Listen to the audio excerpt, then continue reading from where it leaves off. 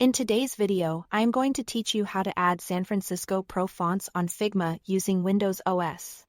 We'll walk through downloading the font, installing it properly, and making sure Figma can see it. Whether you are using the desktop app or the browser version, start by opening your design in Figma so you can quickly verify changes as we go. If it's not open yet, no worries, you'll open a file again later to confirm everything worked. First, download the San Francisco Pro font package from a reputable source. The files typically come as a zip archive. Keep in mind that typefaces often have licensing terms. So be sure you are downloading and using the fonts in a way that aligns with their license. Once the zip finishes downloading, locate it in your Downloads folder or wherever you saved it. Right-click the zip file and choose Extract All. Then pick a location you can easily find, like your desktop or documents. This will create a new folder with the font files inside.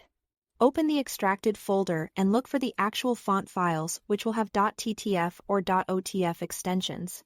You may see multiple styles such as regular, medium, bold, and italic.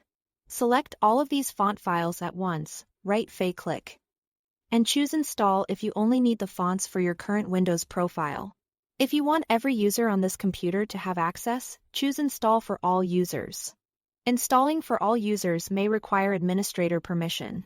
If you are using the Figma desktop app, close it now and reopen it. Figma automatically recognizes fonts that are installed on your system, and restarting ensures it refreshes the font list. If you are working in the browser version of Figma, you'll need the Figma font helper installed on your Windows machine, so the browser can access local fonts. Download and install the Figma font helper from Figma's official site. And once it's running in the background, your browser-based Figma will be able to use the fonts installed on your computer. Now, open a Figma file.